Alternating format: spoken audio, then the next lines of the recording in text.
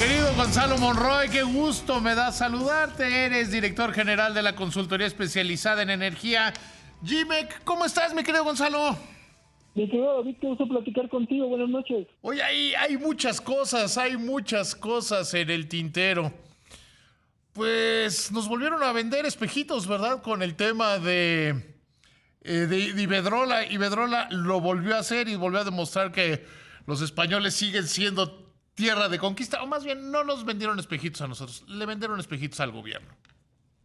Fíjate, creo que ahí hay que aclarar bastantes cosas porque gran parte de todo lo que ocurrió, David, es una tremenda desinformación, producto, y aquí voy a ser extremadamente amable, de la confusión del presidente López Obrador. Y vale la pena irnos a los hechos y sobre todo a la cronología. La semana pasada, justamente se anunciaba la venta de Iberdrola en la Bolsa de Valores de Madrid. Hoy era una operación normal y común y corriente. Vendía 13 plantas, se las vendió un fondo privado, Mexican Infrastructure Partners, y hasta ahí no había habido ningún discurso, ninguna sorpresa, no había habido absolutamente nada. Sin embargo, para el mediodía, esta noticia se empezó a tergiversar horriblemente, producto del presidente López Obrador, que en su cuenta de Twitter, por ahí del mediodía, sacó un video donde estaba con el secretario de Hacienda, con el secretario Llorio, Manuel Bartlett, el director de la CFE, así como el CEO global de Iberdrola. Sí. Y palabras más, palabras menos, el presidente pues dijo una serie de cosas que no son de nada ciertas y las vamos a descartar rápidamente. A lo que hay que prestar atención es a lo que dijo el secretario Rogelio Ramírez del Agua. Y ahí hay varias cosas que sabemos. Primero, el comprador de las plantas no es el gobierno federal, tampoco es la CFE, con lo cual eso obviamente desecha todo el discurso de la nacionalización o segunda nacionalización, se desecha rápidamente. ¿Qué cosas sí sabemos? Alrededor de 5 o 6 entidades financieras mexicanas, entre ellas Bancomex, Banobras, Nafinsa y los saldos que todavía había del Fondo Nacional de Infraestructura, se los van a prestar a Mexican Infrastructure Partners, a un fondo privado, que es justamente el que está haciendo la operación. Lo cual aquí esto ya desmonta todo lo que dijo el presidente, que iba a expander su presencia CFE, que esto le daba la razón. Aquí no ocurrió nada de eso. A ver, pero porque además es comprar unas plantas maquiladoras, ¿no? Que le maquilaban, básicamente que le maquinaban a CFE. Sí, alrededor de cerca de 9 plantas son las que estaban en productor independiente de energía, que para recordarle al público, son plantas que se licitaron alrededor de 2002 a 2007 y que en su parte más importante es que el 100% de la electricidad se la venden a CFE. Aquí no hay un segundo comprador, aquí no hay nada de eso, 100% son a gusto y capricho, y por eso también me refiero incluso a la tecnología y los sitios, CFE fuera el que definiera, todo por licitación internacional. Hay 4 plantas por ahí bastante disputadas, controvertidas, si lo queremos llamar así, por el nivel de hostigamiento que tuvo esa administración ex Iberdrola. Son 4 plantas de cogeneración, diagonal autoabastecimiento, de un esquema que ya hemos hablado mucho. ¿Y qué termina ocurriendo? Pues ahora sabemos de que, a ver, CFE va a ser el operador, va a recibir una contraprestación, le van a pagar por ser justamente el que opere estas plantas a nombre de Mexican Infrastructure Partners. Aquí no es de que CFE ya es el gran mandamás ni nada. CFE no ha adicionado, no ha incrementado un solo kilowatt, megawatt, valga, ni siquiera un solo foco con respecto a lo que tenían hace 2 semanas, mi querido. Que el propio presidente decía que sí. Como dije el presidente, por desgracia, todo lo que dijo es más producto de lo que entendió, sinceramente, o de lo que él cree que entiende, pero desafortunadamente no es como corresponde a la realidad. Incluso, si uno analiza las palabras del secretario Ramírez de la O, esto es consistente con toda esta historia. Cuando de pronto el secretario dice, esto no es ninguna emisión de deuda, es correcto. Son inversiones que están haciendo las entidades financieras mexicanas en este fondo, o mejor dicho, bueno, el fondo de Mexican Infrastructure Partners, que es algo muy similar a crear una fibra, y jaló simplemente levantó capital con inversionistas. Algunos de esos inversionistas, eso también te lo puedo adelantar, pusieron una cantidad poco menor de esos 6,000 millones de dólares. El gobierno mexicano no juntó ni recaudó esos 6,000 para ponerlos ahí en esta operación. Oye, ¿es cierto que va a estar Mario Gabriel Budebo ahí? Hasta donde tengo entendido es uno de sus altos directivos, así es. Pero si Mario Gabriel Budebo es... Y mira que creo que es un hombre excelente, pero él es Él fue subsecretario en el sexenio, si no mal me equivoco, de Calderón. Efectivamente. O sea, subsecretario de energía. O sea, él tiene una gran experiencia en temas energéticos. O sea, es un buen, pero es... O sea, le quita también el cariz político, ¿no?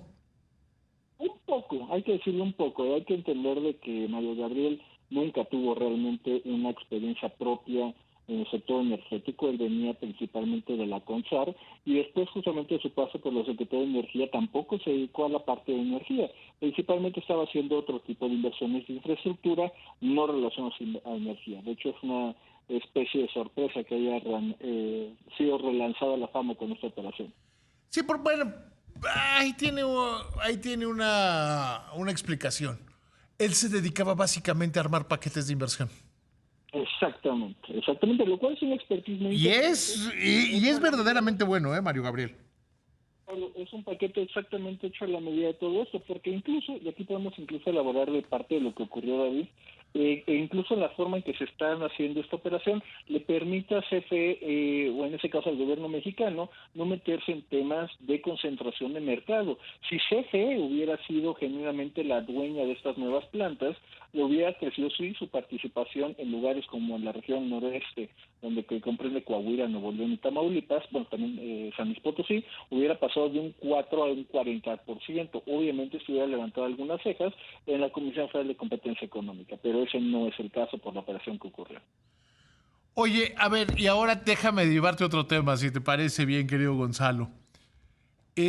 Dos Bocas va a arrancar un día, no sé si viste el tuit sí sé que lo viste, el tuit de la secretaria Nale, ni el pastel lo pueden hacer bien, ni el pastel de cumpleaños de la jefa lo pueden hacer bien. Eso me hace pensar todo lo mal hecho que está todo lo demás, ¿no? Hay muchas cosas que han salido en las últimas semanas, incluso y aquí voy a citar directamente lo que ha mostrado la propia secretaria, a la cual le mandamos un feliz cumpleaños. No, yo no, a mí no me cae bien. David, bueno, Si tú le quieres mandar un feliz cumpleaños, ahora sí que no me sumo.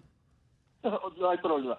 El caso es de que regresando a la parte de lo que has mostrado de secretaria, hay dos partes muy interesantes. Una, justamente una foto donde anuncia una fotografía con altos directivos de Samsung y hablando justamente, reconociendo que la planta sigue en construcción. Ese es un punto muy Sí, importante. dice, se van a encargar de una parte de la construcción. ¿Eh? Exacto, y ahí está justamente confirmando lo que hemos dicho en diferentes espacios de que la planta, bueno, en este caso la refinería, no está terminada de construir. Y la segunda es bien interesante porque una de las notas importantes del periódico Reforma fue que esta parte del acueducto y que todavía no estaba terminado. Obviamente la secretaria salió en una contraposición a mostrar que estaban haciendo unas pruebas justamente de vapor. El gran problema es de que ese es un video, David, por desgracia hay que decirlo abiertamente, es un video diseñado para engañar a la gente. Sabemos, por ejemplo, que cuando vemos a este trabajador de Pemex, no de otras empresas de Pemex, moviendo manualmente un árbol de una válvula, pues por desgracia sabemos de que eso no es real lo que estamos viendo ahí, porque si estuvieran haciendo una... Pues es un montaje, ¿eh?